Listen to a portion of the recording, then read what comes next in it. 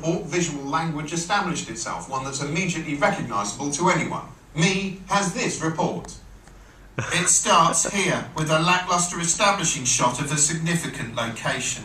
Next, a walkie-talkie preamble from the auteur, pacing steadily towards the lens, punctuating every other sentence with a hand gesture and ignoring all the prigs milling around him like he's gliding through the fucking Matrix, before coming to a halt and posing a question.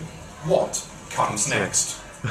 Often something like this, a filler shot designed to give your eyes something to look at while my voice babbles on about facts. Sometimes it'll slow down to a halt, turn monochrome, and some of those facts will appear one by one on the screen.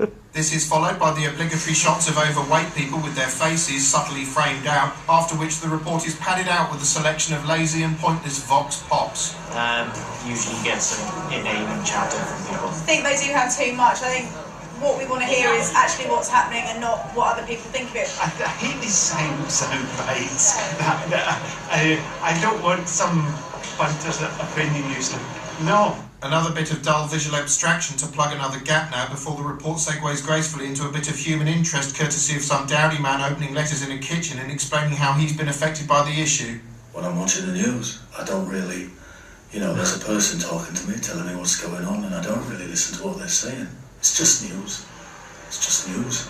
He, unfortunately, was boring, so to wake you up, this is an animated chart, this is a silhouette representing the average family, and this is a lighthouse keeper being beheaded by a laser beam. As we near the end of the report, illustrative shots of pedestrians and signs and a pipe at a window, and then the final summary, ending on a whimsical shot of something nearby, accompanied by a wry sign-off. If you're lucky, a bit of wordplay fit for a king, or in other words, a regent's treat. Charlie Brooker, Newswipe, London. Where did it go? Oh, that's it. Okay.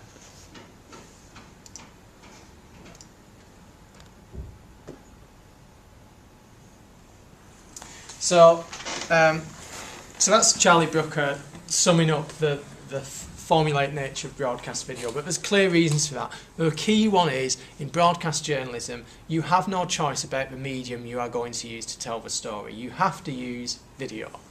Online, you have to justify the choice to use video. And that's a decision that presents all kinds of problems and challenges, but the key one is that, first of all, you need to be aware of the possibility, but you also need to avoid doing it for the sake of it.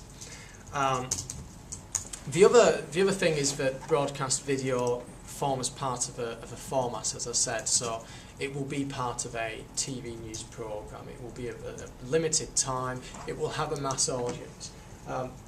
For you as online journalists, you can make it as long as you want, although the longer the video, the less likely people are going to watch it, and 3 minutes is kind of an optimum length.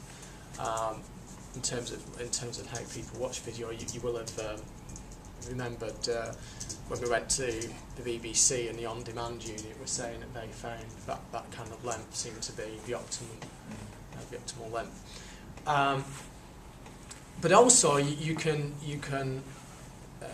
have more assumptions about your audience. You can assume that they know more than the large audiences of television news, and you can do different pieces of video because you're not limited by time. You could do different cuts of the same video for different audiences. So you could do a kind of a general introduction, a general piece. You could do a 3-minute video which is just one interview with one person, so you get a lot more depth, and so on and so forth. And the one thing you want to avoid is pieces to camera, desks, studio formats.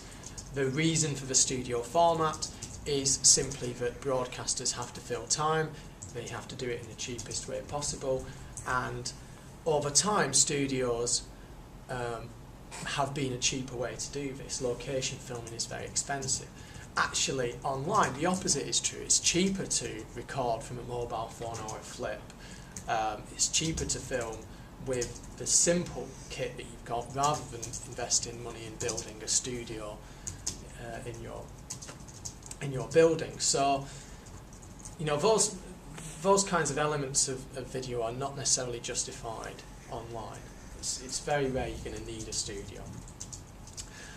The final point, which we'll come back to later, and this is easily overlooked, is that online video is social and it is interactive.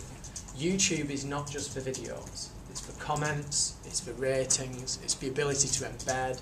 There are all kinds of elements to YouTube and other video platforms that you should be aware of and you should be using. And like I said, we'll come on to this later. Before that, I'm going to talk a little bit about genre. I kind of would argue that there are 4 different types of online video, broadly speaking, and I would classify these as vodcasts, edited narrative, moving pictures, and vlogs, or video blogs. Vodcasts are effectively what happens to format video when you move it online.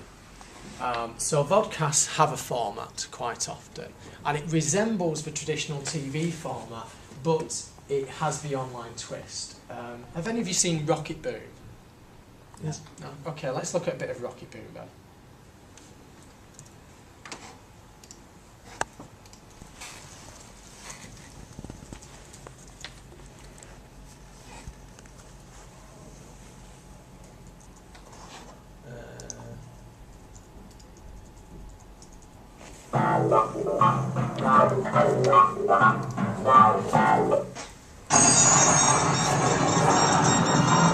Hello and good Tuesday, June 12th, 2007. I'm Joanne and today is Total Chaos with a capital C. Chaos is actually the study of orderly systems that may explain everything in nature. And possibly everything for that matter, you never know.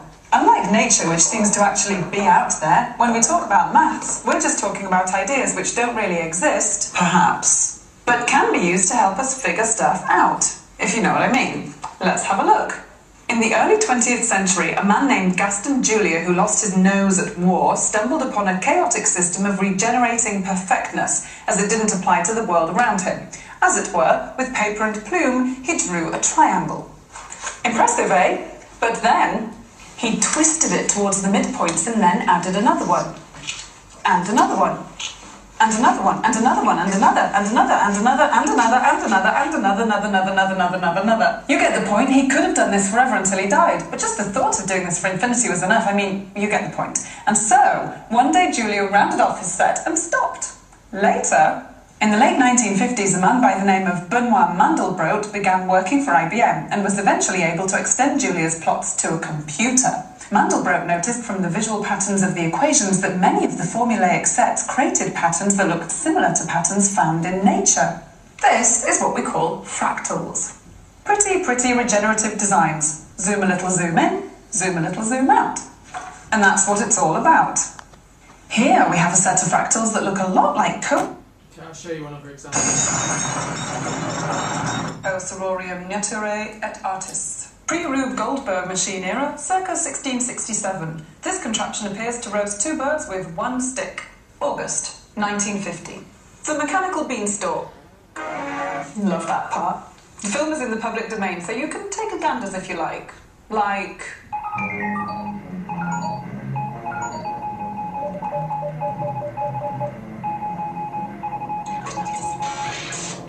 Or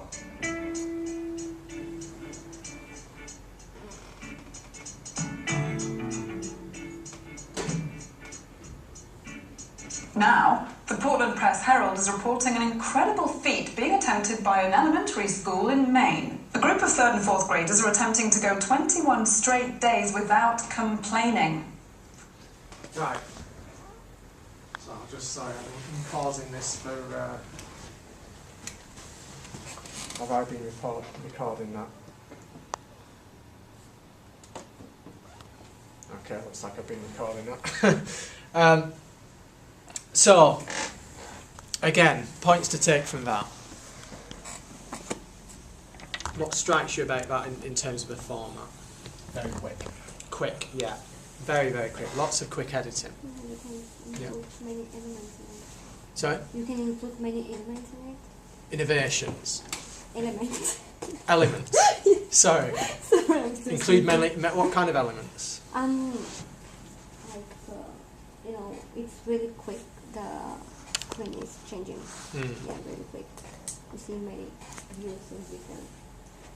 And it does have that studio element, but it's like very informal, and Yeah. they use it like to fill in when they use it basically for voiceover, but at the same time when they have nothing to look at, because they use many photos.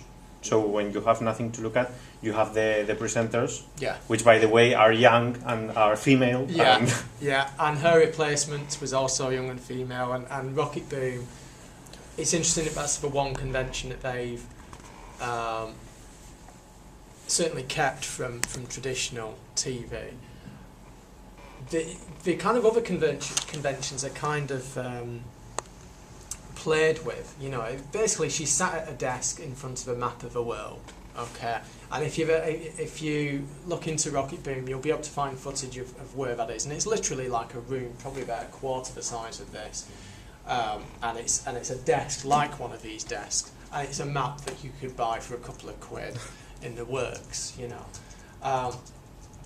and which is kind of, it's the iconography of television news, but very low. It's low budget in a way that isn't trying to be high budget. You know, it's kind of mocking. It's a very postmodern approach, which is kind of saying these are the conventions. We're going to kind of play with them a little bit, and even the way that she introduces it, and she talks about the date, but she gives the date in a kind of a clunky, tongue-in-cheek way. You know, happy Thursday kind of thing. So, and as you say, there's a lot of still images, a lot of screenshots, there's old archive footage.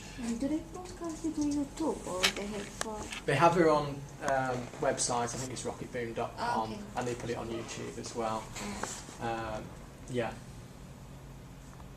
And they play with the format as well. If you look at a lot of episodes of Rocket Boom, there's a kind of a consistent format, which is the, you know, news, but then every so often they'll do something completely wacky that breaks that. So they almost set up that formula to break it, and the breaking of it has more impact when they do. There's a brilliant one about Twitter, which is composed entirely of screenshots of tweets for about, I don't know how long, 3 minutes, and dramatic music, which increases, and moving shots and so on. It reminded me of Brass Eye, like a low budget Brass Eye. Yeah, but actually conveying information, and a lot of online news video is using, you know, the Daily Show is the classic example, although it's a broadcast program, but it's again kind of I can't think of a word, but you know, like I say, playing with the format. And you get a lot of that. Another good example is Lauren Luke, who does makeup tips.